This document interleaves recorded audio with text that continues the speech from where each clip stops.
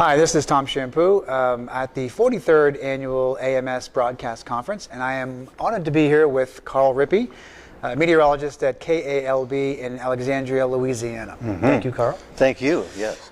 So, Carl, tell us why you're here at the conference. Well, the conference offers a lot of benefits for us as meteorologists. We can come together, we can learn from one another, we can see how other meteorologists do what they do to get important weather information out to the public.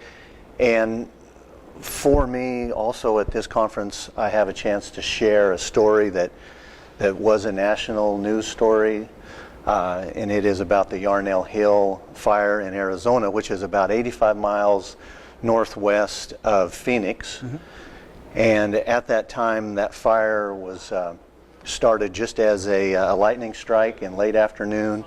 It didn't look like it was going to be a major fire. There was lots of other fires burning in Arizona at that time. And it didn't take the priority at that time that they maybe could have paid it, just because there was so much other stuff going on.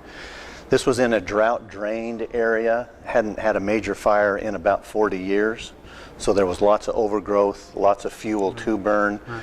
But at the time, it was just in an outcropping of rock, so it didn't really look like a major fire that would get started. Right. So this caught my attention, especially after we found out that it had become a super fire, and that fire had burned over 19 hot shotters.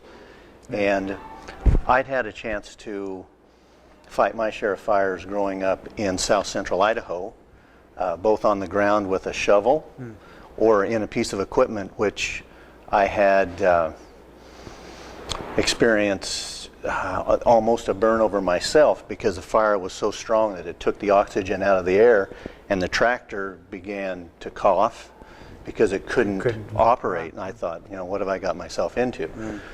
So with that being said, I wondered what we could do as meteorologists to get the information to the firefighters themselves, the hot shotters. And what I would like to do is put a GPS tracking device on each of the crew members and put a satellite telephone into their hands as standard equipment, so that we can always communicate with them. And very possibly the most important part of this equation is also to add a meteorologist to the staff as a part of the hotshot team, right, to interface with the GPS data that we get with the fire line itself, which we can see from space now with right, all of the new technology with the GO satellites, right, and the things that we learn while we're at these conferences, how to manipulate that data, right, and get that word out.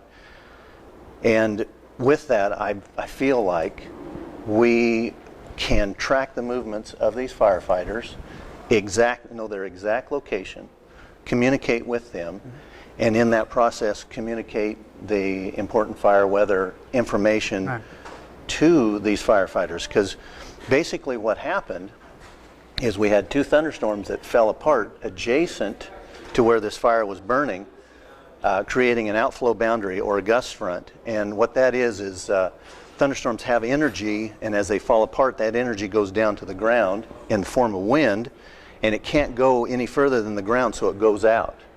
And that made that fire turn directions 180 degrees and burn up over these firefighters, which they paid the ultimate price. Right. Tragic story. Yes. But again, that's really terrific to hear that you're working to bring together that meteorological sense, the meteorological experience, into the world of something that people aren't necessarily connecting to meteorology, which is really important. Yes. In this case, it is, because again, lives are on the are on the brink sometimes. Here at the conference, you're talking under the conversation of operational technology.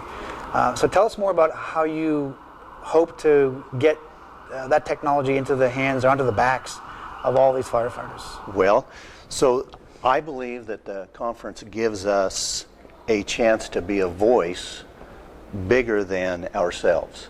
Right.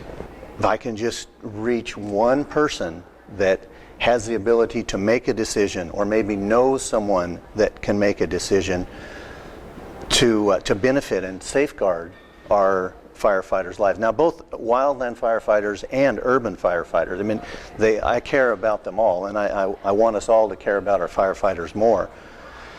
The advent of that technology is paramount in safeguarding our firefighters' lives. I mean, we can GPS chip our pets.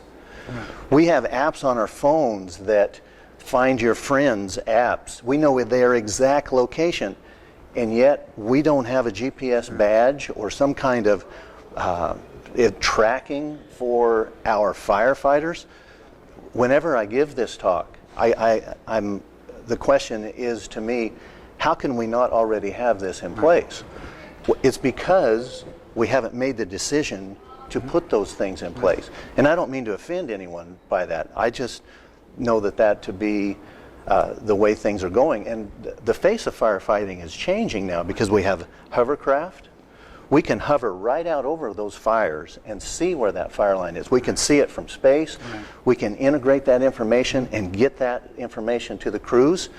So I think that this would make our firefighters better equipped to protect our lives and our property along with theirs. Right. That's fantastic. Well, good. Thank you very much for joining us today. Again, this is Tom Champoux with Caller Rippy from KALB in Louisiana. Thanks again. Thank you.